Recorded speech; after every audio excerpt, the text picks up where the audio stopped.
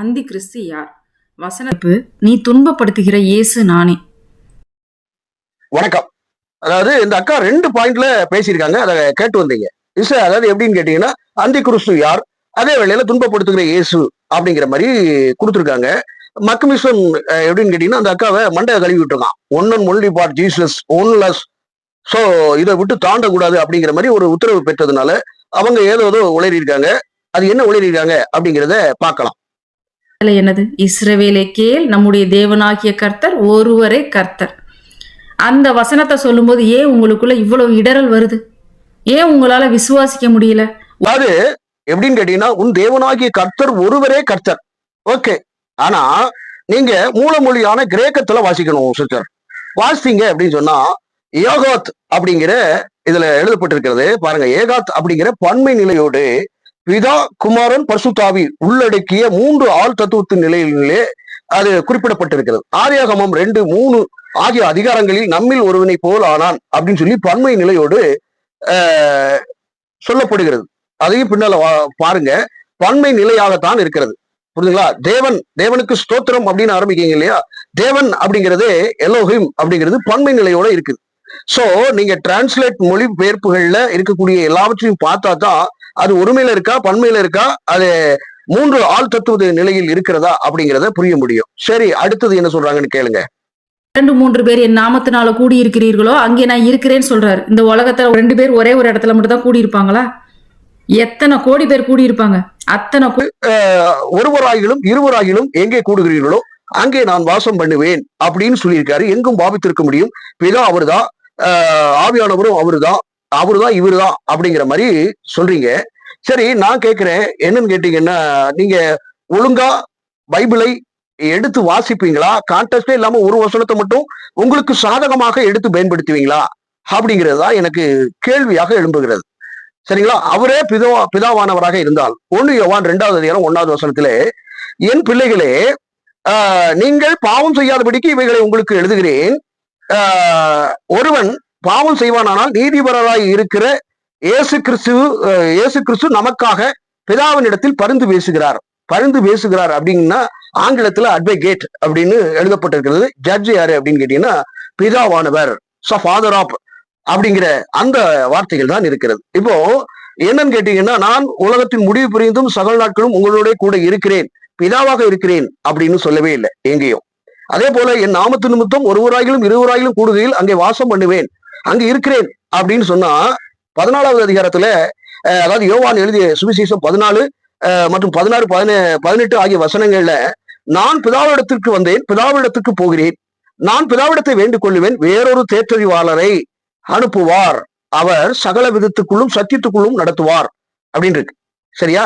அப்ப அவருதான் இவரு அப்படின்னு சொன்னா 2ஆம் வருகையை குறித்து சீசர்கள் கேட்கிறாங்க. அதாவது யாரு கேட்டா அப்படின்னா பேதுரு மற்றும் பலர் கேட்கும்போது, உலக முடிவுக்கும் உம்முடைய வருகைக்கும் என்ன காரியங்கள் இருக்கிறது அப்படின்னு கேட்கும்போது, மத்தேயு எழுதின சுவிசேஷம் 24வது அதிகாரங்கள்ல பல பஞ்சங்கள், கொள்ளை நோய்கள், இப்படி பல காரியங்கள் உண்டாயிருக்கும், கள்ள கிறிஸ்துக்களும் கள்ள தீர்க்கதரிசிகளும் கூடுமான மட்டும் தெரிந்து கொள்ளப்பட்டவர்களை வஞ்சிப்பார்கள் அப்படின்னு சொல்லி 2ஆம் வருகையை குறித்து சொல்றார்.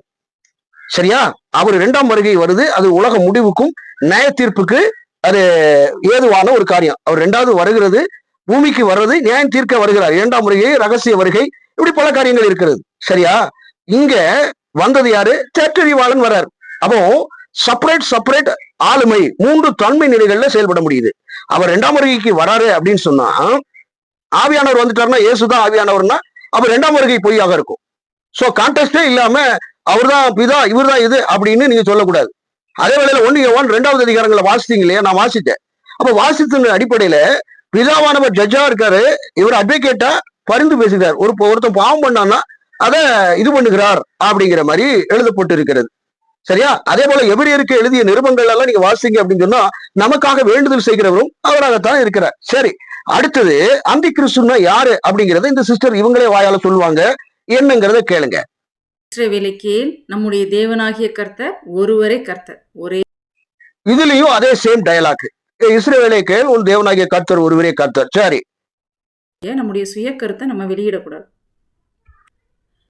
ஓ, அதாவது எப்படின்னு கேட்டீங்கன்னா, உங்கள வந்து வசனத்த மாத்தி சொல்லக்கூடாது. நீங்களா ஒரு போதனை செய்யக்கூடாது. நீங்க மட்டும் போதனை செய்றது சரியா? சரி. அதுக்கு அடுத்தாக்குல என்ன சொல்றாங்கன்னு கேளுங்க. அந்த ஆவிகள் தேவனால் உண்டானவைகளோ அப்படின்னு நீங்க சோதி தெரியணுமா? எப்படி சோதி தெரியணும்? அடுத்த வசனத்தை பாருங்க. தேவ ஆவியை நீங்கள் எதினாலே அறியலாம் என்றால், மாம்சத்தில் வந்த இயேசு கிறிஸ்துவை அறிக்கை பண்ணுகிற எந்த ஆவியும் தேவனால் உண்டாகியிருக்கிறது. தேவனால் உண்டான ஆவி எது? மாம்சத்தில் வந்த இயேசு கிறிஸ்துவை அறிக்கை பண்ணணும். 1 யோவான் 4வது அதிகாரம் 2, 3 ஆகிய வசனங்கள்ல 1ல இருந்து வாசிக்கிறாங்க. அதாவது பல கள்ள தீர்க்கதரிசிகள் தோன்றி இருக்கிறார்கள். அந்த ஆவியை எப்படி அறிவது? இயேசு கிறிஸ்துவை அறிக்கை பண்ணாத எந்த ஆவியும் தேவனால் உண்டான ஆவிகள் இல்லை. ஆகவே அப்படி இருக்கு. அது எங்க இருக்கு இணைவசனம் அப்படின்னு சொல்லிட்டு ரோமருக்கு எழுதிய நிருபம் 9வது அதிகாரம் 4, 5 ஆகிய வசனங்களை வைத்து இவங்க கோட் செய்யறாங்க. ஆனால் அதுக்கு கீழே உள்ள வசனங்கள் எல்லாம் ஏன் விட்டீங்க?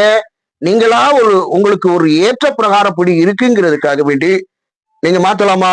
அப்போ அந்த மக்கு மிஷன்கிறவன் உங்களுக்கு ஜீவனை வச்சது உண்மைதானே? 1ல இருந்து 3 முடிய வாசிக்க முடிஞ்ச உங்களுக்கு 14, 15 ஏன் வாசிக்க முடியல? அப்போ இந்த மண்டைய அதாவது எப்படிங்கிற அந்த மக்கு மிஷன்கிறவன் மண்டைய கழுவிருக்கான், அல்லது நேரா கேரளாவுக்கு போயிட்டு இது பண்ணிட்டா, சூனிய வச்சுட்டா, செய்வனை வச்சுட்டா அப்படிங்கறது அக்காவுக்கு செய்வனை வச்சாங்க. அதனால அக்கா அப்படியே ஒவ்வொரு வசனத்துக்கும் அப்படியே விட்டுட்டு அப்படியே தெரிச்சு போயிருவாங்க, வச்சிருவாங்க. ஒன்னொன்னு மாத்தி சொல்லுவாங்க. ஆனா இவங்க சொல்றது சரியா, மற்றவங்க சொல்றது தப்பா. இது என்ன வகைக்கா? What is திஸ்க்கா? அவன் தான் முட்டா பையன் சொன்னா, சாரி, முட்டா பையன் சொல்லக்கூடாது, அதை விட பயங்கரமான ஒரு ஆளுன்னு வைக்கல. அவன் தான் அப்படி சொல்லுவானா? உங்களுக்கு அறிவில்லையாக்கா? நீங்க எங்க இருக்கீங்கன்னு தெரியல. ஆனா நீங்க இந்த வந்து முஸ்லீமா போயிருக்கணும். முஸ்லீமா போய் இந்து ஆயிருக்கலாம், இடலாயிட்டு அப்புறம் மறுபடியும் இயேசு நல்ல நிறைய நேரம் தண்டிச்சிருக்கலாம். தண்டிச்சுட்டு அதுக்கப்புறம் மறுபடியும் கண்டிச்சிட்ட பிறகு அப்புறம் மறுபடியும் இப்ப வந்து இயேசுவேன்றீங்க. சரி, ரைட்டு. அதாவது 1 யோவான் 1வது அதிகாரம், 2வது அதிகாரம், 3வது அதிகாரத்தை சொன்னீங்க. கீழே உள்ள வசனத்தை ஏன் விட்டீங்கக்கா? அது கூட உங்களுக்கு காமிக்கணுமா? உங்க பைபிள்ல இருந்தா அதை எடுத்து வாசிக்கணும். வாசிட்டு மண்டையில மூளை இருக்கா அல்லது வேற ஏதாவது இருக்கா அப்படிங்கறத பார்க்கணும். புரியுதுங்களா இல்லையா? அதாவது இதே யோவான் 1 யோவான் 4:14 என்ன சொல்லப்படுகிறது? பிதாவானவர் குமாரனை உலக ரட்சகராக அனுப்பினார் என்று நாங்கள் கண்டு சாட்சி கொடுக்கிறோம், சாட்சி இடுகிறோம். எப்படி? யோவான்கிறவரு அவருக்கு ரொம்ப சிநேகிதம் உள்ள ஒரு சீஷர், பத்மதீவில் இருந்தவர். அப்படிப்பட்டவர் என்ன சொல்றாரு? பிதாவானவர் குமாரனாகிய இயேசு கிறிஸ்துவை அனுப்பினார் என்று நாங்க கண்கூடாக பார்க்கிறோம், சொல்றோம், சாட்சி கொடுக்கிறோம் அப்படிங்கிற மாதிரி திட்டமும் தெளிவுமாக அடிக்கிறாரு. இதுக்கு மேல உங்களுக்கு ஆதாரம் வேணுமா? சரி, அதுக்கு கீழையும் நம்ம வாசிக்கணும். வாசிங்கன்னா உங்களுடைய மரமண்டைகளுக்கு ஏறுமா அல்லது மக்கு மிஷனுக்கு ஏறுமா அப்படிங்கிறது தெரியல. இயேசுவானவர் தேவனுடைய குமாரன் என்று அறிக்கை பண்ணுகிற எவனோ அவனில் தேவன் நிலைத்திருக்கிறார், அவனும் தேவனில் நிலைத்திருக்கிறான். எப்படி? இயேசுவானவர் தேவனுடைய குமாரன் என்று அறிக்கை பண்ணுகிறவன் எவனோ அவனில் தேவன் நிலைத்திருக்கிறார், அவனிலும் தேவன் நிலைத்திருக்கிறார். முடிஞ்சுதா? சூப்பராய் போச்சா? தேவனுடைய குமாரன். அப்புறம் இவங்க வந்து கிறிஸ்து விச் மீன்ஸ் என்ன? கிறிஸ்து இயேசுன்னா அனுப்பப்பட்டவர், தேர்ந்தெடுக்கப்பட்டவர் என்று பொருள். சமாரியா ஸ்ரீ இடத்துல கண்ணாடி போட்டுக்கோ. ஏன்னா அந்த அக்கா கண்ணை பார்த்த உடனே பயந்துடக்கூடாது, நானும் பயந்துடக்கூடாது அந்த அக்காவை பார்த்து.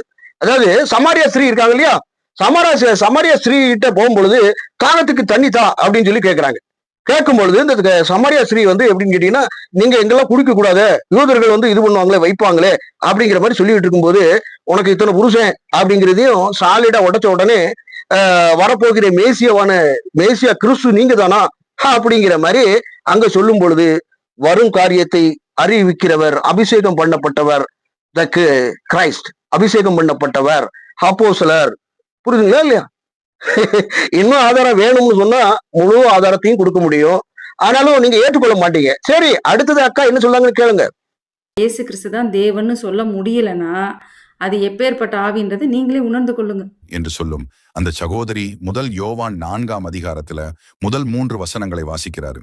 ஆனால் அதே அதிகாரத்தில் இருக்கும் 14 மற்றும் 15வது வசனங்களை ஏன் வசதியாக தவிர்த்து விடுகிறார்? வேதாகமம் என்ன சொல்கிறது தெரியுமா?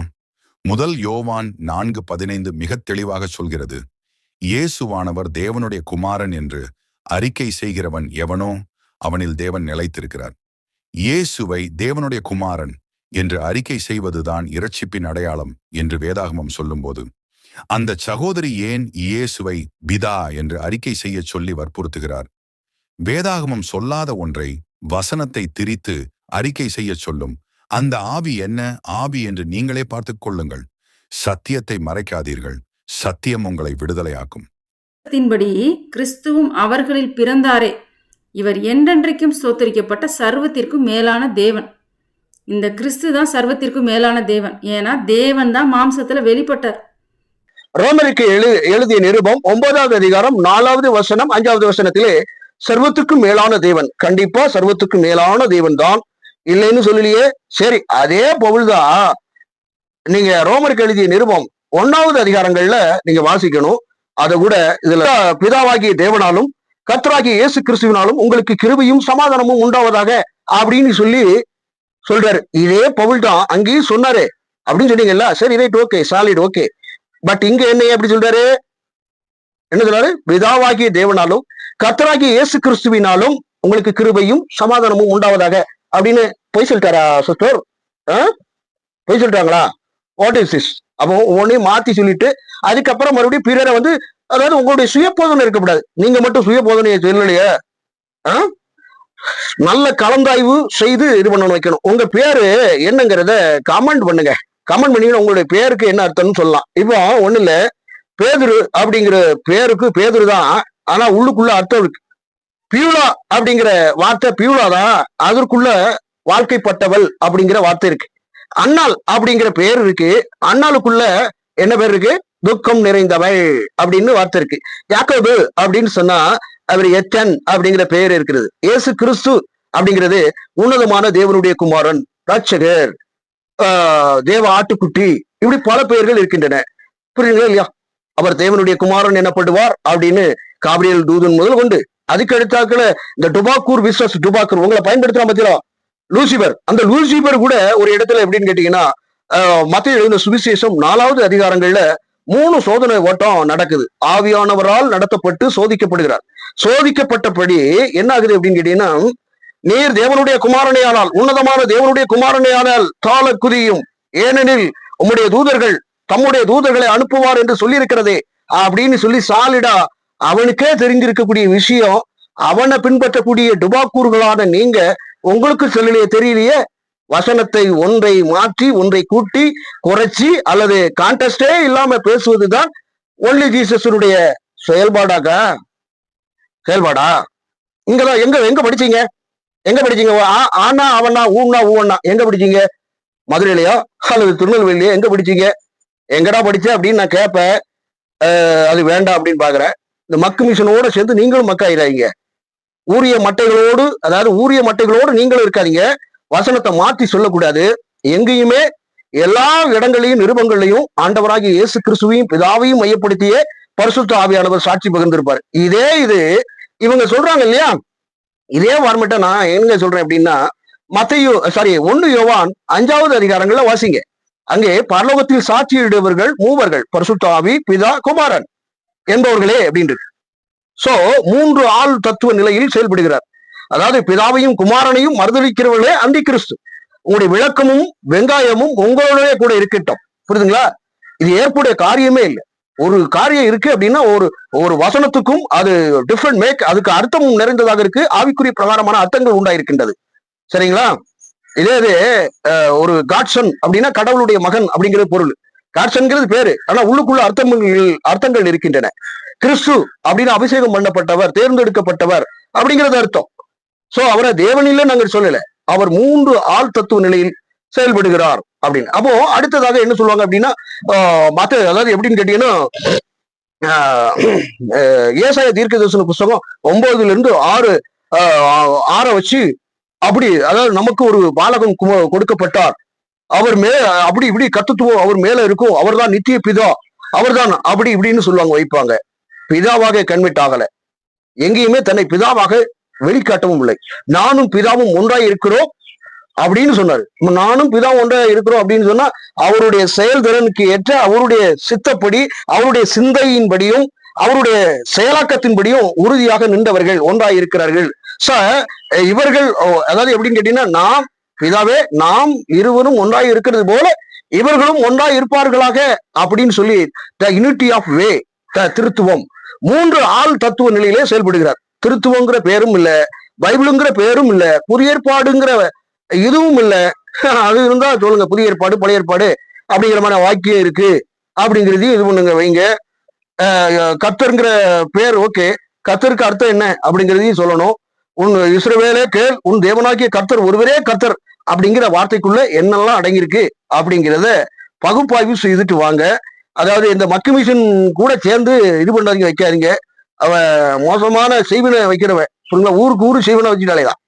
அதனால ஏக்கா நல்லா வாசிச்சுட்டு அதுக்கப்புறம் வாங்க, விளக்கம் கொடுக்கலாம். அல்லது நீங்க ஒரு குரூப் வச்சிருக்கீங்கன்னு நான் அங்கேயே வரேன், அங்கேயே வந்து உங்களுக்கு நான் டிஸ்கஸிங் வசனத்தை கொடுத்தோம்னு சொன்னா நீங்க பிளாக் பண்ணிட்டு போயிடுவீங்க. இன்னொருத்தர் இருக்கான், இதெல்லாம் லண்டன்ல இருந்து ஒருத்தர் இருக்கான்.